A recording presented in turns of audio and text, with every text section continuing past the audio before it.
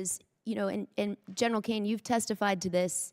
We all understand. For you to do your jobs, you need Congress to pass budgets. For us to do our jobs, we need you to give us the details and to be accountable to American taxpayers.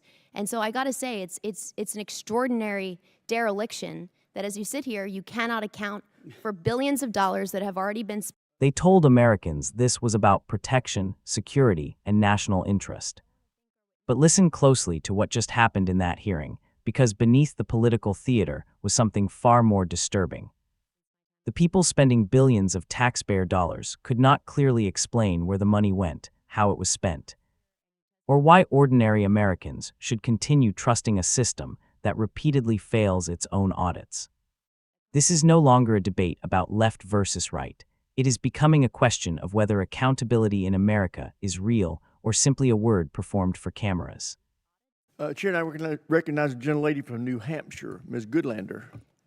I want to thank our witnesses for being here today, and I want to begin by getting right to it, since my time is limited, on this $1.5 trillion budget request. Mr. Hegseth, you testified last year and you testified again today that you will be accountable for every American taxpayer dollar that comes to the department, where it goes and why. That's really important since, as it's been pointed out, the department has failed 8 audits.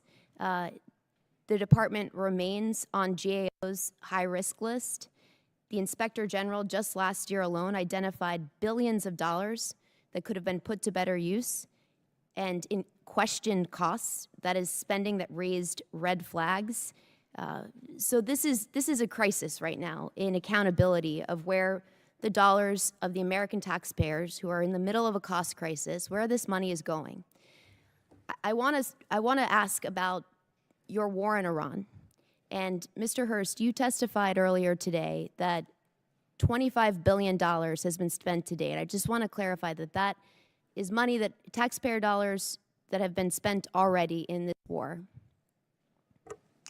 $25 reflects the costs of the war, right? So we've already spent the dollars on munitions and things like that. So we're factoring in cost of munitions expended into that total.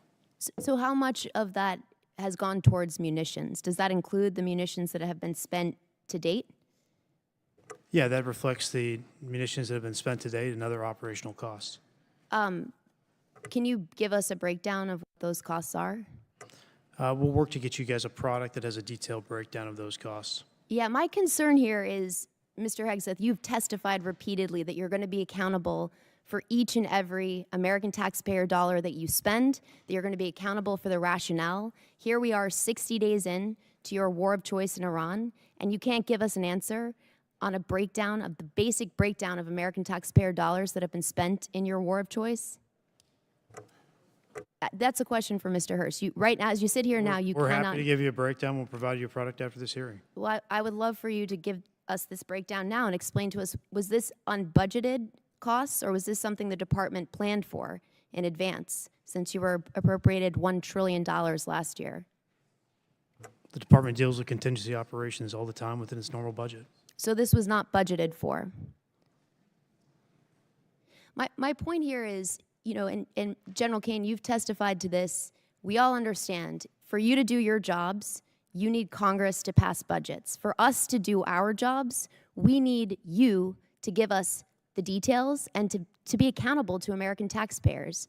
And so I got to say, it's an extraordinary dereliction that as you sit here, you cannot account for billions of dollars that have already been spent. You're in this briefed war. on munitions every week. You and your entire staff have I'm asking just so the American public know. It's Mr. not as if you Hegseth, don't have munitions levels. Mr. You do Hegseth, from us every single week. So you know exactly the numbers you're talking Mr. Hegseth, about. you have testified that American taxpayers need to know where their dollars are going. And as you sit here today, you can't provide us with a basic answer to the most simple question that you should be able to answer to each and every American You're taxpayer. asking a question to an answer with an answer you already have. No, I'm asking you for a breakdown where you said you will be accountable for every taxpayer dollar. You cannot tell us where any of the $25 billion in taxpayer funds that have gone to fund your war of choice in Iran. And I look forward to getting details from our witnesses after this hearing, because the American taxpayers need to know. Mr. Hegseth, can I ask you, Do you know what the average cost of a gallon of gas was in this country on February 28th? Well, it depends on where you live. If you live in California, it's $8. $2.83. Do you know what the average cost of a gallon of gas is today?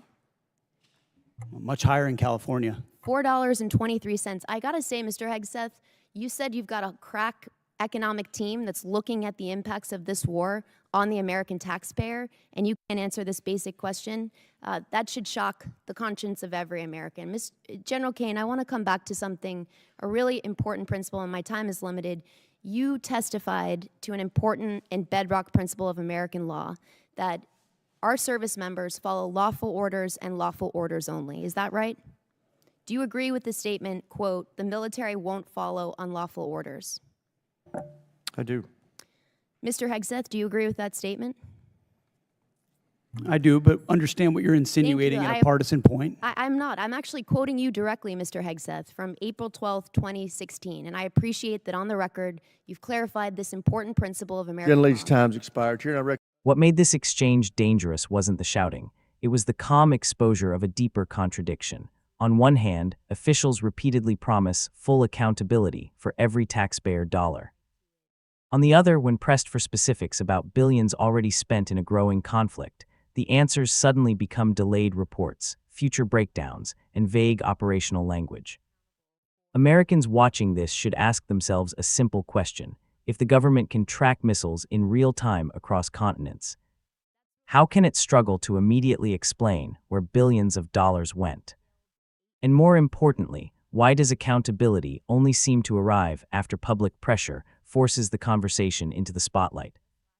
Then came the detail that quietly connected foreign policy to kitchen table reality: gas prices. While Washington debates military operations abroad, ordinary citizens are calculating whether they can afford groceries, transportation, rent, or another week of inflation. The hearing exposed something many Americans already feel, but rarely hear acknowledged directly. Every overseas escalation eventually appears somewhere in the daily lives of citizens back home. Not through speeches, through higher prices, economic uncertainty, and growing distrust. The real question isn't whether military action has a cost. The question is, who actually pays that cost? Because it rarely seems to be the people authorizing the decisions.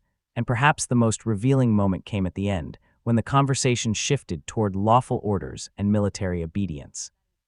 That exchange subtly opened a door to a much larger issue most Americans never stop to examine. In moments of national fear, how much power should citizens allow governments to accumulate before scrutiny itself becomes labeled as disloyalty? Democracies are not tested when everything is calm.